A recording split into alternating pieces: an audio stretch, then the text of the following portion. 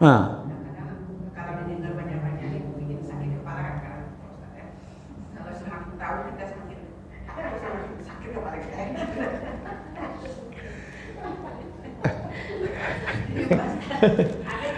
itu tak karena harinya tuh, hari bilo tuh. Nah, gitu.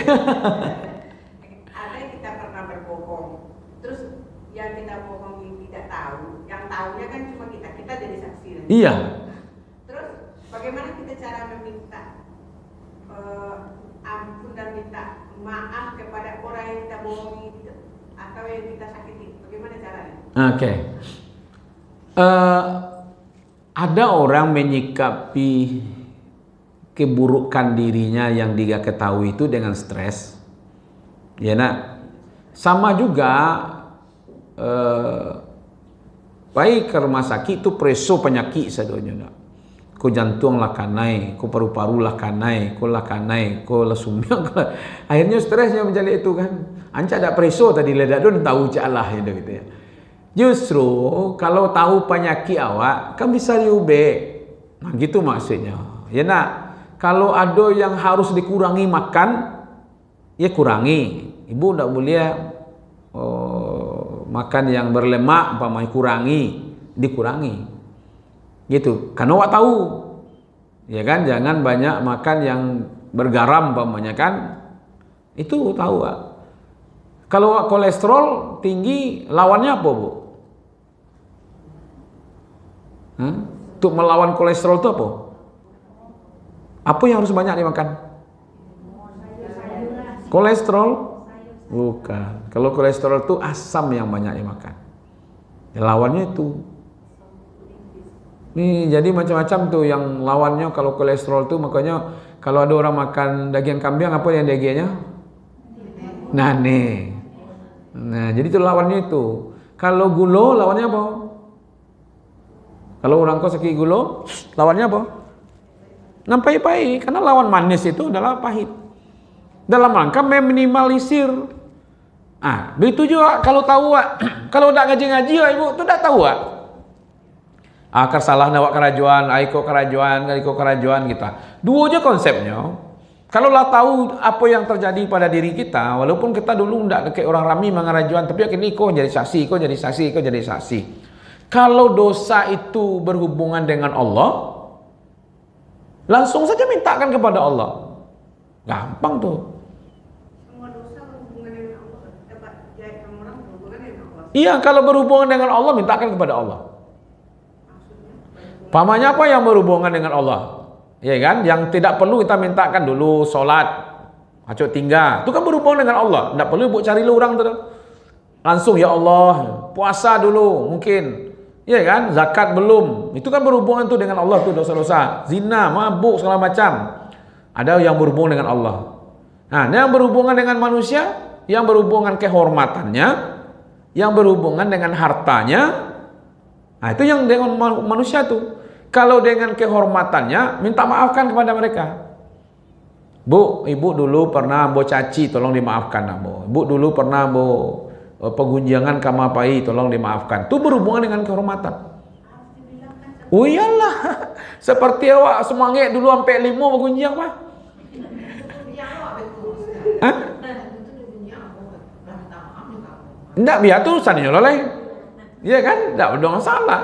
Karena kita kan kalau berhubungan dengan manusia, kita minta relanya.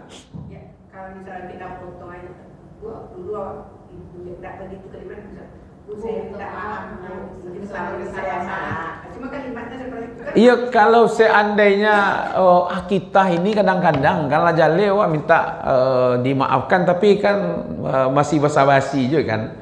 Nggak paham ibu tuh kok apa yang mau maafkan gitu ya kan. Nah, lebih baik maklumlah ibu, awak kadang-kadang mengecek karena ibu tak pegunjiang dia ambo. Iya kan, ibu tak sabui dia ambo, saling memaafkan. Itu minimal kalau dia masih hidup, minta kerelaan. Karena kehormatan. Nah, itu yang pernah kita bahas sedikit. Muflis itu kan itu tuh. Orang yang punya banyak amal lalu bangkrut gara-gara tadi kehormatan orang. Besok dibayarnya di akhirat kalau tidak disalahkan kini. Nah, kalau orangnya yang kita pergunjingan, kita zalimi itu adalah orang yang sudah meninggal, apa yang harus kita lakukan? Datang mana ke kuburan beko nyojawe beko awal bandiang kan. Nah, kalau orangnya sudah meninggal, satu, ibu baca balik kebaikan-kebaikannya sebanyak mungkin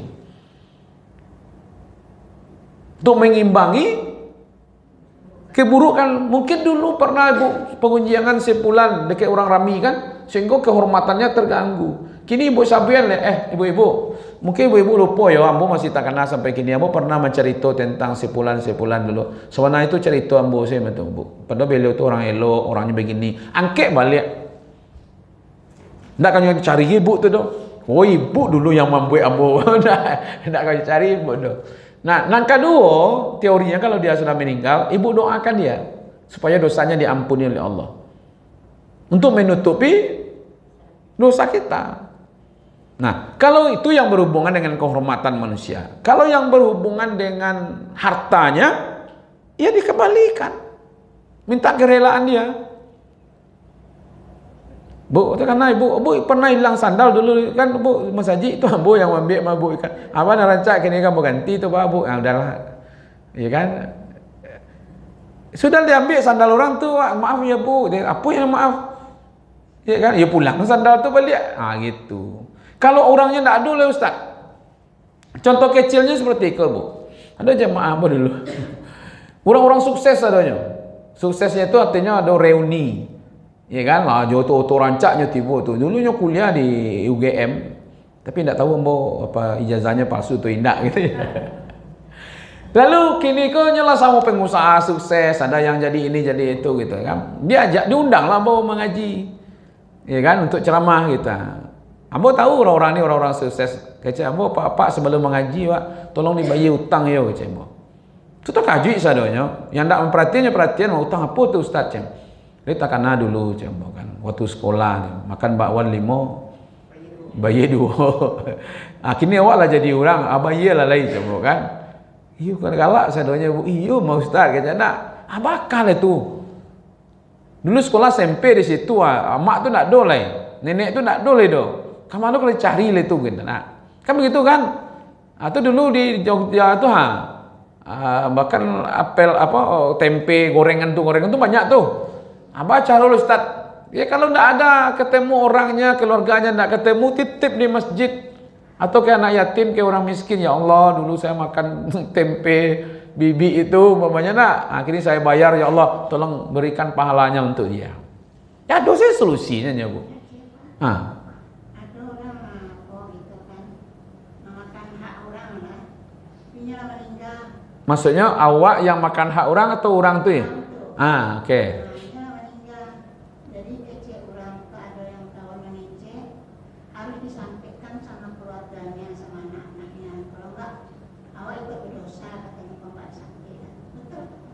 Oke. Mungkin diperjelas dulu. Maksudnya makan yang hak awak, atau dia minjam, atau dia ngambil. Oke. Kalau dia ngambil umpamanya, taruhlah uang kita diambilnya, umpamanya kan, diambilnya 500.000 umpamanya. Iya kan, dicurinya lah umpamanya kan. Sekarang dia meninggal dia, umpamanya kan. Nah boleh, bukan kita berdosa, boleh kita sampaikan kepada ahli warisnya bahwa ibu kamu dulu pernah ngambil uang saya. Nah, kalau kamu mengganti, ganti, ya kan? Nah supaya dia bebas dari, kalau itu kan harta itu. Nah, harta itu ketika ahli warisnya bisa bayar tuh bu.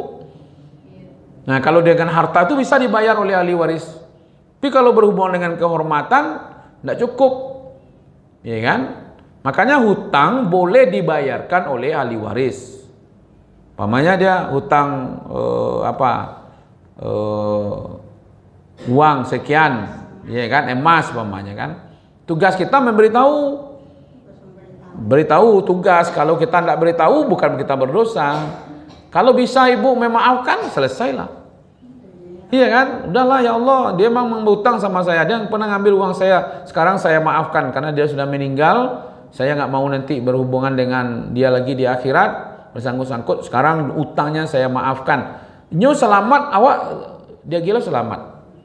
Orang yang membebaskan orang lain dari hutang itu dua dapat keuntungan, Ibu. Keuntungan untuk orang yang berhutang dan keuntungan orang yang membebaskan hutang. Keuntungan untuk orang berhutang, dia dibebaskan dari tuntutan hutang. Selamat dia. Kalau tidak disebutkan orang itu masih hidup, Ustaz. Nah. Dia berhutang kita kan. Kita hitungkan aja, dicari jodoh. Oh, oke. Keterusan ini dulu.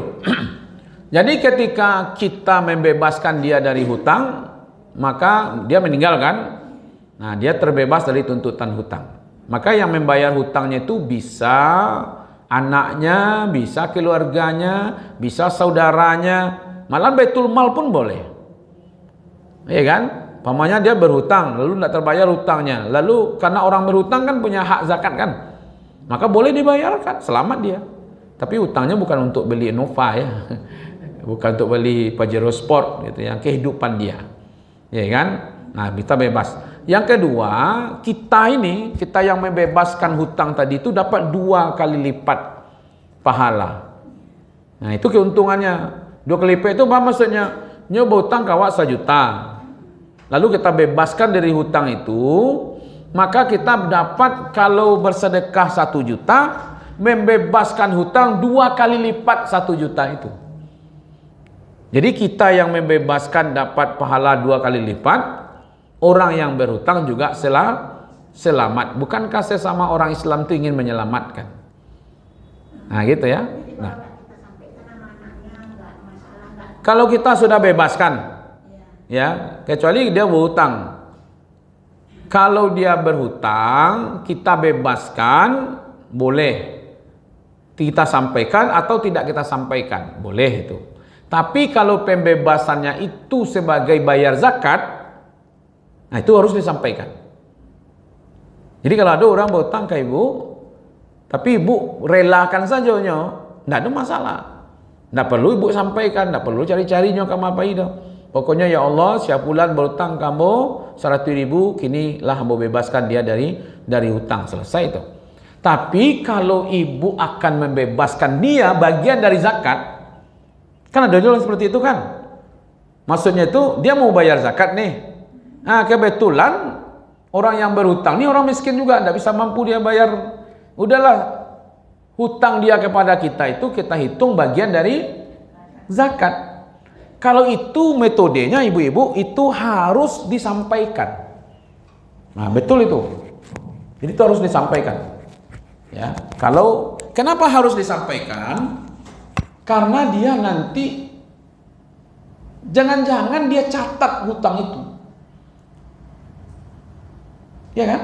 Wah, saya pernah hutang dengan ibu ini 500.000. Ketika nanti dia punya uang atau anaknya tahu, nanti dibayarnya oleh anaknya hutang nanti.